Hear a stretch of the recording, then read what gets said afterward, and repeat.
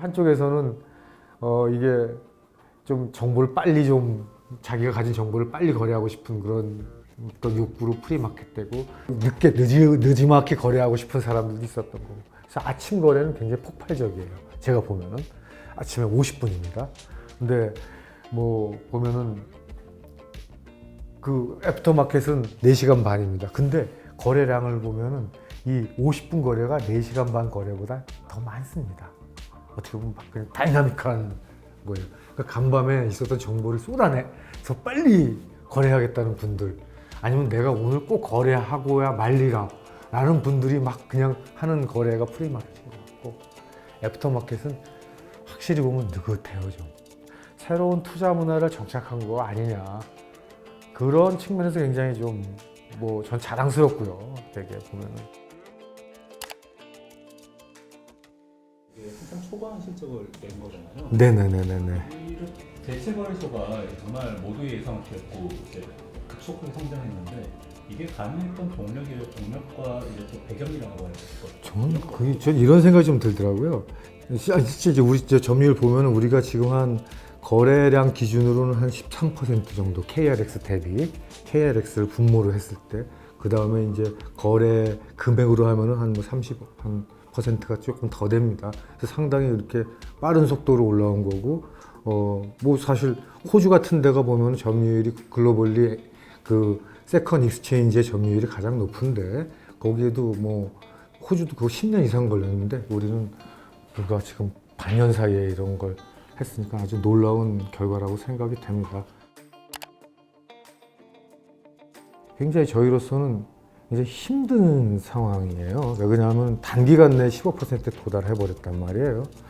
그리고선 앞으로는 어떻게 보면은 이것도 좀 더 이렇게 좀 줄여야 되는 상황이니까, 이 시장 오픈된 지 6개월 만에 뭔가를 줄여야 되니까 내부적으로 이것도 해보고 저것도 해보고 싶었던 게 굉장히 많아요. 또 기관 투자자들한테도 어떻게 보면 영업을 강화해야 되고 그런 게 우리의 현실인데, 이걸 우리가 과연 할 수 있을까? 어떻게 보면 우리 내부적으로 가지고 있는 그런 혁신에 대한 동력이 지금 신생업체니까 많이 쌓여 있단 말이에요. 근데 이걸 갖다가 이제 막 우리가 이제 뭐 외부적으로도 이렇게 서로 이제 개발을 하고 이야기도 해가면서 이걸 갖다 하나하나 풀어나가면서 좋은 서비스를 제공해 줘야 되는데, 이게 콱 막혀버리니까 이게 내부적으로 좀 이렇게 가슴이 답답한 상황이에요. 그래서 이게 전체적인 자본시장의 어떤 발전 차원이라서라도 이게 단순하게 뭐 이런 점유율 규제 부분에 대해서 좀 어떻게 가져갈까를 좀 고민을 좀 해주셨으면 하는 바람이 있어요. 그러니까 예를 들어서 뭐 좀 규제는 있지만 좀 규제 준수하는 방법을 좀 세련되게 한다든가, 예를 들어서 이제 일정 수준을 넘으면 좀 뭐 투자자 보호를 이렇게 콱 닫는 게 아니라 페널티를 줘가지고 이렇게 확 못하게 하는 게 아니라 좀 뭐 투자자 보호 장치를 강화한다든가 뭐 이런 식으로도 풀어갈 수 있는 거 아니라는 생각도 좀 해볼 수 있고, 그리고 점유율 규제와 관련해서 이게 이제 뭐 적정한가 이런 것도 조금 리뷰를 해볼 수도 있고 그런 상황인 것 같아요. 아유, 뭐 이렇게 서둘러서 또 하시려고 하나 이런 마음도 있었어요. 근데 저는 한편으로는 되게 저희가 굉장히 자랑스럽습니다. 왜 그러냐면 사실 아침 저녁 시장 한다고 했을 때 사람들이 그게 되겠어? 이렇게 얘기하는 분들이 굉장히 많았어요. 근데 저희 거래량의 한 30%는 아침 저녁에서 나옵니다. 그리고 우리나라 한국거래소하고 우리 시장 전체를 100으로 놓고 봤을 때도 이 앞뒤 거래가 한 10%는 돼요. 그러니까 새로운 수요가 여기서 있는 거를 저희가 이제 확인을 한 거죠. 그러니까 이제 한국거래소 이제 그걸 확인하고, 또 하나는 이제 글로벌리 또 이렇게 막 거래 시간이 연장되니까 아마 이제 뭐 그런 어떤 거래 시간을 12시간 하고 그 다음에 24시간까지 가겠다라고 하는 건데, 우리한테 큰 도전이죠. 왜냐하면 한국거래소 오면 당장 우리가 그나마 어떻게 보면 배타적인 지위를 가지고 있었던 아침 프리마켓하고 애프터마켓에서 반 이상은 아마 뺏길 거예요. 그렇지 않겠습니까? 한국거래소가. 이제 그러면은 저희 이제 마켓시어는 좀 줄긴 하겠지만, 근데 또 한국거래소가 오면 또 하나의 기회 요인도 있지 않겠느냐. 일단 그래도 메인 거래소가 적어도 시간을 연장하면은 뭐 또 메인 거래소의 역량이 크니까 이 시장이 커질 거다. 저는 그러면 뭐 그때 50%가 지금의 100%보다 컸으면 좋겠다라는 그런 막연한 바람 뭐 이런 거에 있습니다.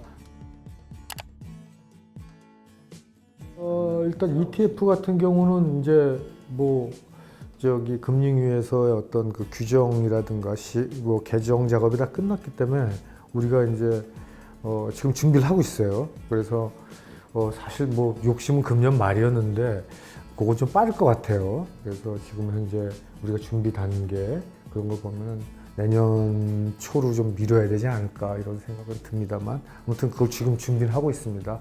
그 ETF 같은 것도 거래를 하게 되겠죠. 그러면서 이제 거래소하고 또 새로운 상품을 가지고 경쟁을 하고. 근데 이제 저희가 역할이 거래소하고 경쟁 관계도 있지만 사실 거래소가 못하는 부분도 있을 거예요.